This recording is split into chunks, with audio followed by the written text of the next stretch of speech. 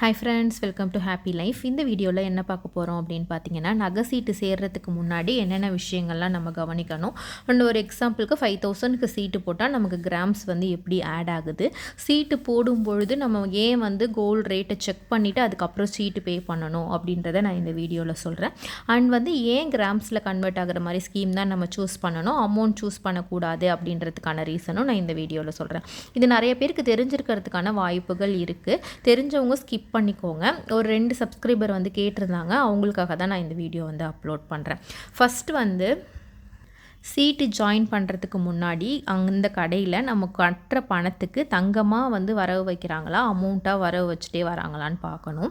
First option வந்து both grams and amount ரெண்டுத்துலேயுமே add ஆகிட்டே வரணும். நமக்கு ஸ்கீம் முடிஞ்சதுக்கப்புறம் எது பெனிஃபிட்டாக இருக்கோ அதை நம்ம சூஸ் பண்ணிக்கலாம் அப்படின்ற ஸ்கீம் தான் நல்ல ஸ்கீம். அப்படி இல்லைனாலும் கிராம்ஸில் கன்வெர்ட் ஆகிற மாதிரி இருந்துச்சுன்னா அந்த ஸ்கீமும் நல்ல ஸ்கீம். பட் அமௌண்ட்டில் நம்ம கட்டுற அமௌண்ட்டை மொத்தமாக வந்து ஆட் பண்ணிகிட்டே வந்து ஒரு எக்ஸாம்பிளுக்கு நீங்கள் 5000 சீட்டு கட்டுறீங்கன்னா மாதம் 5000 மட்டும் வர வச்சுட்டு வந்து எண்ட் ஆஃப் த ஸ்கீம் வந்து 55,000 உங்களுக்கு சேர்ந்துருக்கு. இன்றைக்கி கோல்டோட ரேட்டு 9300 அப்போ அந்த 55,000 அமௌண்ட்டுக்கும் 9300 நீங்கள் 5.913 கிராம் எடுத்துக்கலாம் அந்த மாதிரி சொல்லுவாங்க. இந்த மாதிரி ஸ்கீம்ஸ் வேண்டாம். அப்பப்போ நம்ம கட்டுற 5000 வந்து கிராம்ஸாக கன்வெர்ட் பண்ணி வச்சுறது வந்து பெஸ்ட்டு. நெக்ஸ்ட்டு நான் என்ன சொல்வேன் அப்படின்னு பார்த்தீங்கன்னா, ஜுவல் கலெக்ஷன். ஒரு சீட்டு போடுறதுக்கு முன்னாடியே ஃபஸ்ட்டு நீங்கள் எந்த ஜுவல் எடுக்க போகிறீங்க. இப்போ ஒரு எக்ஸாம்பிளுக்கு செயின் ஆர் பேங்கிள் எடுக்கலான் இருக்கீங்க, இயரிங் எடுக்கலான் இருக்கீங்க, ரிங் எடுக்கலான் இருக்கீங்கன்னு என்ன நம்ம பார்க்குறோன்றதுக்கு ஒரு ஐடியா இருக்கும். ஒரு நெக்லஸ் பார்க்க போகிறீங்க அப்படின்னா ஃபஸ்ட்டு அந்த கலெக்ஷன்ஸை போய் பாருங்கள். உங்களுக்கு பிடிச்சிருக்கான்னு பார்த்துட்டு அதுக்கப்புறமா நீங்கள் வந்து சீட்டு ஜாயின் பண்ணணும். ஸ்கீம் நல்லா இருக்குன்னு ஜாயின் பண்ணிவிட்டு கடைசியில் பிடிக்காத நகையை வந்து நம்ம எடுத்துகிட்டு வரக்கூடாது. அது ரொம்ப ரொம்ப முக்கியம். அதனால தான் போயிட்டு சீட்டு போடுறதுக்கு முன்னாடி கடையை விசிட் பண்ணிவிட்டு போடுங்க அப்படின்னு நான் சொல்வேன். நெக்ஸ்ட்டு வந்து பார்த்திங்கன்னா குவாலிட்டினா இப்போ எல்லாமே 916 தானே, எல்லாமே BIS ஹால்மார்க் இருக்கான்னு நம்ம செக் பண்ணிட்டு தானே வாங்குகிறோம் அப்படின்னு சொல்லுவீங்க. அதுவும் விஷயம் செக் பண்ணணும். அந்த பியூரிட்டி நம்ம செக் பண்ணணும். மோஸ்ட்லி இப்போ எல்லா பெரிய கடைகள்லையுமே பியூரிட்டியில் வந்து எந்த இஷ்யூவும் வரது கிடையாது. BIS ஹால்மார்க் சிம்பிள் இதெல்லாம் இருக்கிறதால லோக்கல் ஷாப்ஸில் வாங்கும்போது தான் அதெல்லாம் நம்ம செக் பண்ணணும்.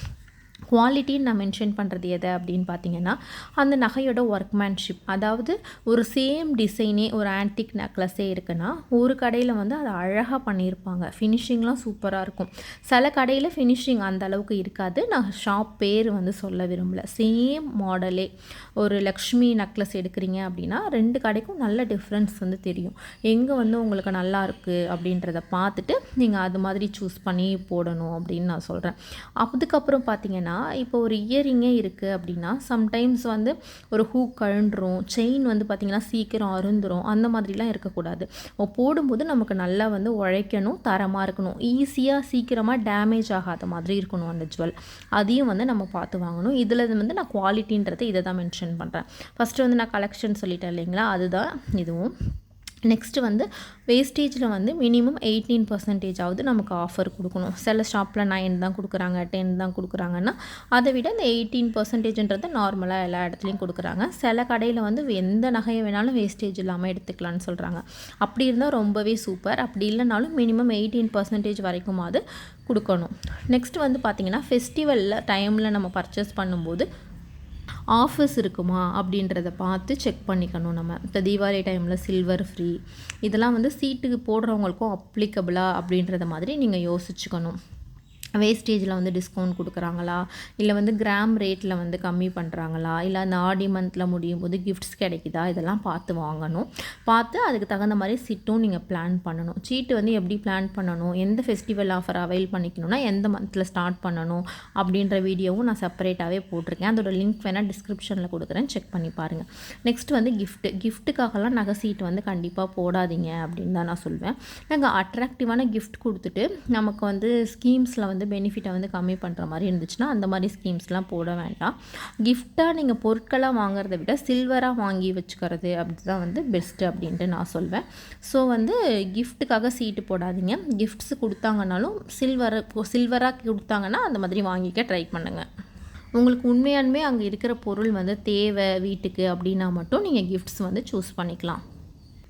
நான் வந்து மங்கலில் 5000க்கு வந்து ஒரு சீட்டு போட்டிருக்கேன். இப்போ 9 மந்த்ஸ் வந்து கட்டி முடிச்சிருக்கேன். நான் கட்டும்போது என்னென்ன ரேட் இருந்துச்சு அப்படின்றது தான் இது நோட்டில் நான் எழுதி வச்சுருக்கேன், உங்கள் கூட ஷேர் பண்ணுறேன். நான் 9 மந்த்ஸ் ஜூலையோட கம்ப்ளீட் பண்ணியிருக்கேன். அதுக்கு வந்து எப்படி கிராம்ஸாக கன்வெர்ட் பண்ணி வைக்கிறாங்க அப்படின்றதையும் நான் உங்களுக்கு சொல்கிறேன். எக்ஸாம்பிள் சிட் அமௌண்ட் வந்து 5000 ருபீஸ். நவம்பர்லேருந்து நான் ஜூலை வரைக்கும் இப்போ பே பண்ணியிருக்கேன். அப்பப்போ என்ன கோல்டு ரேட் இருந்துச்சு அப்படின்றதையும் மென்ஷன் பண்ணுறேன். இந்த சீட்டு வந்து பார்த்திங்கன்னா எந்த இதுவும் நான் வந்து முன்னாடியே பே பண்ணி வைக்கலை. இப்போ சில சீட்டில் வந்து பார்த்திங்கன்னா 2 மாதத்துக்கான அமௌண்ட்லாம் முன்னாடியே பே பண்ணியிருந்தேன். இந்த 5000 சீட்டு வந்து பார்த்திங்கன்னா அப்பப்போ அந்தந்த மந்த் கட்டினது தான். அதனால் வந்து நான் இப்போ கிளியராக எக்ஸ்பிளைன் பண்ணும்பொழுதும் உங்களுக்கு தெரிஞ்சிடும். இப்போ நவம்பரில் சீட்டு ஆரம்பிக்கும் போது பார்த்திங்கன்னா கோல்டோட ரேட்டு 7150 ரூபாய் இருந்தது.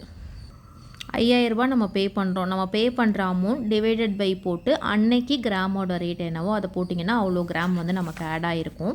கேட்ட சப்ஸ்கிரைபருக்காக சொல்கிறேன் பாருங்கள்.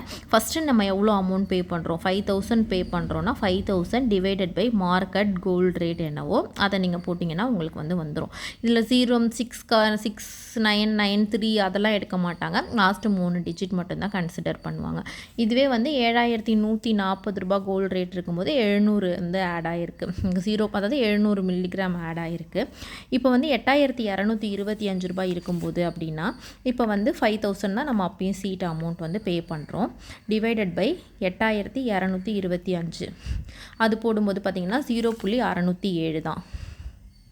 இது பாயிண்டில் அதிகமாக 0.6079 இருக்கிறதால 0.608 அப்படின்னு கன்சிடர் பண்ணியிருக்காங்க. இந்த மாதிரி தான் வரும். அமௌண்ட்லேயே பார்த்தீங்க ஆட் ஆகிட்டே வந்துச்சு அப்படின்னா இப்போ 9 மந்த்ஸுக்கு நான் உங்களுக்கு சொல்கிறேன் பாருங்கள். 9 மந்த்ஸுக்கு 45,000 பே பண்ணியிருப்பீங்க இல்லையா? அப்போது வந்து இன்னும் ஒரு 2 மந்த்துக்கும் நான் இப்போ உங்களுக்கு எக்ஸாம்பிளுக்கு போடுறேன். ஜூலை இருக்குது, நெக்ஸ்ட்டு ஆகஸ்ட் செப்டம்பர் அப்படின்னு போடும்போது ரெண்டுத்துக்குமே வந்து 0.560 0.570 இந்த மாதிரி போட்டால் கூட இந்த எல்லா கிராம்ஸ் ஆட் பண்ணதுக்கப்புறம் எவ்வளோ கிராம் வருதோ அவ்வளோ கிராமுக்கு உள்ள ஜுவல் வந்து நீங்கள் பர்ச்சேஸ் பண்ணிக்கலாம். அந்த ஷாப்பில் வந்து என்ன வேஸ்டேஜ் கொடுக்குறாங்களோ இது வந்து கிராம்ஸில் வந்து கன்வெர்ட் ஆகிற ஸ்கீமுக்கு. இதுவே அமௌண்ட்டாக கன்வெர்ட் ஆகிட்டு வந்தால் 11 மாதத்துக்கும் 55,000 ரூபாய் நீங்கள் வந்து கட்டியிருப்பீங்க. லாஸ்ட் கோல்டோட ரேட் வந்து இப்போ 8915ன்னு வச்சுக்கோங்க. 8915 போட்டு எவ்வளோ கிராம்ஸ் வருதோ அவ்வளோதான் நம்ம எடுத்துக்க முடியும். சீட்டோட ஸ்டார்டிங்கில் வந்து பார்த்தீங்க அப்படின்னா எப்போவுமே கோல்டு ரேட் கம்மியாக தான் இருக்கும். நீங்கள் எப்போ சீட்டு போட்டாலுமே சீட்டு முடிகிற டைமில் பார்த்தீங்க அப்படின்னா அமௌண்ட்டாக கன்வெர்ட் பண்ணால் இவ்வளோ கிராம்ஸ் தான் வரும். இதுவே நீங்கள் வந்து கிராம்ஸில் போட்டிருக்கும் போது நியர்லி உங்களுக்கு ஒரு 8 கிராம்ஸ் பக்கமாக வரும். ஏன்னா ஆரம்பிக்கும் போது கோல்டோட ரேட்டு 7150 ரூபாய் தான். முடியும் போது பார்த்திங்கன்னா இப்போ வந்து போன மாதம் வரைக்கும் பார்க்கும்போது 8915 அந்த இதில் போட்டிருக்கேன். இப்போ வந்து பார்த்திங்கன்னா 9000க்கு மேலேயே போயிடுச்சு கோல்டோட ரேட்டு. அப்போ வந்து நீங்கள் இன்னும் ஒரு 2 மாதம் கழித்து பார்க்கும்போது 9300 இந்த மாதிரி போச்சுன்னா இன்னமுமே உங்களுக்கு வந்து கிராம்ஸ் கம்மியாகும். அதனால அமௌண்ட்டில் ஆட் ஆகிற மாதிரி ஸ்கீமாக பார்த்து போடுங்க. கோல்டு ரேட் வந்து டெய்லி செக் பண்ணுங்கள். நம்ம கம்யூனிட்டி போஸ்ட்டில் 9:30க்கெலாம் கோல்டு ரேட் அப்டேட் பண்ணிடுவாங்க. நானே பண்ணலைன்னா கூட நம்ம சப்ஸ்கிரைபர் நிறையா பேர் RH சிஸ்டர் கண்டிப்பாக வந்து ரேட்டு போட்டுருவாங்க. போஸ்ட்டு நீங்கள் செக் பண்ணிங்க அப்படின்னா தெரியும். வீடியோஸ் பார்க்கணுன்னு கூட நீங்கள் அவசியம் இல்லை. கோல்டு ரேட் ஏறுது இறங்குது இது ரிலேட்டடாக நான் வீடியோஸ் வந்து பெரும்பாலும் போடுறது கிடையாது. ஒன்லி கம்யூனிட்டி போஸ்ட் மட்டும்தான் நான் போட்டுட்ருக்கேன். அதனால் இப்போ வந்து ரேட்டு டிஃப்ரென்ஸ்க்கு பாருங்கள். 7150 ரூபாய் இருக்கும்போது நமக்கு 699 மில்லிகிராம் ஆட் ஆகுது. இதே 7940 இருக்கும்போது எவ்வளோக்கு கம்மியாகுதுன்னு பாருங்கள். கோல்டு ரேட் கம்மியாகும்போது நம்ம கட்டினா தான் ஒரு 10 மில்லிகிராமாக சேர்ந்து வந்துச்சுன்னா கூட அது எண்டில் பார்க்கும்போது 100 மில்லிகிராம் வந்து சேர்ந்துருக்கும்.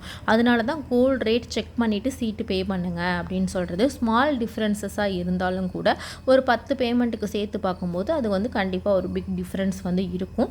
கோல்டு ரேட் கம்மி பார்த்துட்டு எப்போ ரேட் கம்மியாக இருக்கோ அந்த மாதிரி நீங்கள் வந்து பே பண்ணுங்கள்.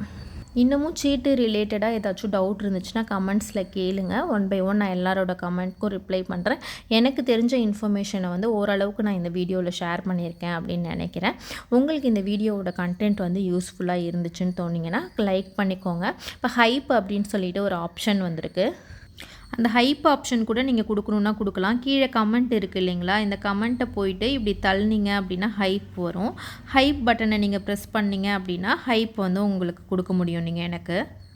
என்னோட வீடியோஸ்னு இல்லை, ஏதாச்சும் இப்போது வந்து பட்டி யூடியூபராக இருக்காங்க, அந்த யூடியூபருக்கு நீங்கள் சப்போர்ட் பண்ணணும், இல்லை ஒரு கண்டென்ட் யூஸ்ஃபுல்லாக இருக்கிற மாதிரி தோணுது, அது மற்றவங்களுக்கும் போகணும், வீடியோ வந்து நிறையா பேருக்கு ரெக்கமெண்டேஷனில் வியூ ஆகணும் அப்படின்ற மாதிரி நீங்கள் நினச்சிங்கன்னா, உண்மையாலுமே யூஸ்ஃபுல்லாக இருக்கிற கண்டென்ட்டுக்கு என்னோட வீடியோஸ்னு நான் சொல்லலை, நிறையா பேர் வீடியோ வந்து நீங்கள் பார்ப்பீங்க இல்லையா, அவங்களுக்கு வந்து இந்த மாதிரி நீங்கள் ஹைப் கொடுக்கலாம். பாயிண்ட் போயிட்டு இப்படி போய் கொடுக்கும்பொழுது அவங்களுக்கும் நீங்கள் சப்போர்ட் பண்ணுற மாதிரியும் இருக்கும். இது வந்து உங்களோட தனிப்பட்ட விருப்பம் தான். உங்களுக்கு கொடுக்கறதுக்கு இன்ட்ரெஸ்ட் இருந்துச்சு அப்படின்னா நீங்கள் கொடுக்கலாம், இல்லைனா விட்டுறலாம். இதுக்கு அமௌண்ட்லாம் உங்களுக்கு எதுவும் டிடக்ட் பண்ண மாட்டாங்க. ஜஸ்ட்டு உங்களுக்கு கொடுக்கணும்னு விருப்பம் இருந்துச்சு அப்படின்னா கொடுங்க. இது புதுசாக வந்து வந்திருக்கு, ஜஸ்ட்டு உங்களுக்கு வீடியோவில் தெரியப்படுத்தணும் அப்படின்றதுக்கு தான் தெரியப்படுத்துகிறேன். வீடியோவை கடைசி வரைக்கும் பார்த்த எல்லாருக்குமே ரொம்ப தேங்க்ஸ்.